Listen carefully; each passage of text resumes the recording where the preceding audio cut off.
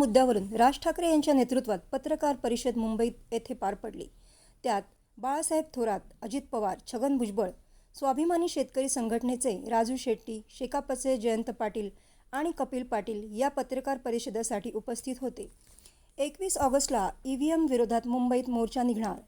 EVM आंदोलनात कोणत्याही राजकीय पक्षाचा झेंडा नसेल, असेही राज ठाकरे यांनी आवर्जून सांगितले। अमेरिकेत ट्रम्प यांच्या विजयाने संशयास्पद वातावरण आहे।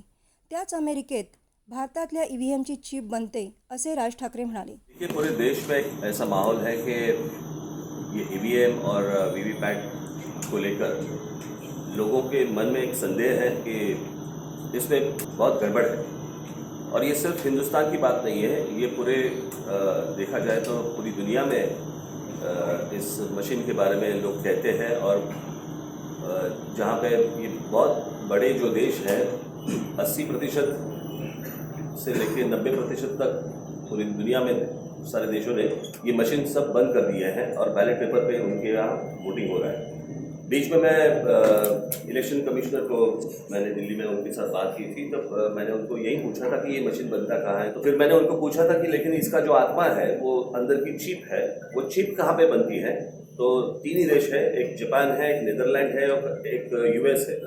अमेरिका में इस मशीन के बारे में लोगों के मन में एक संदेह है। वहाँ पे एक बहुत बड़ी कंट्रोवर्सी चल रही है इस मशीन के बारे में। वहाँ से हमारे यहाँ चिप आ रही है, उस पर क्या फीड किया गया है किसी को मालूम नहीं है। हम लोग बटन दबा रहे हैं, इलेक्शंस हो रहे हैं, कोई चुन के आ रहा है। यानी मैं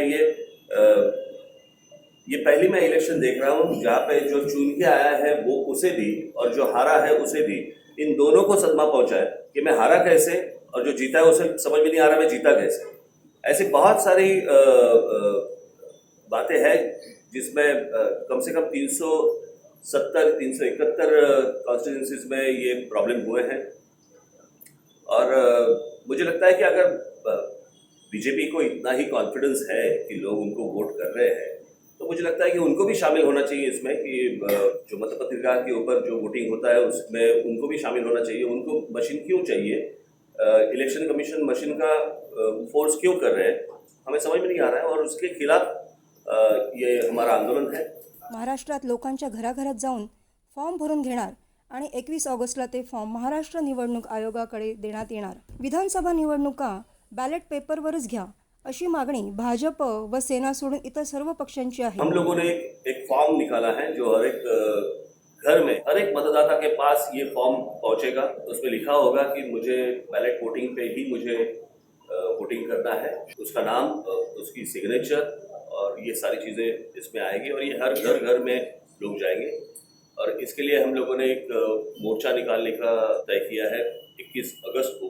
तो किसी भी पॉलिटिकल पार्टी के वहाँ पे फ्लैग्स नहीं होंगे, झंडे नहीं होंगे।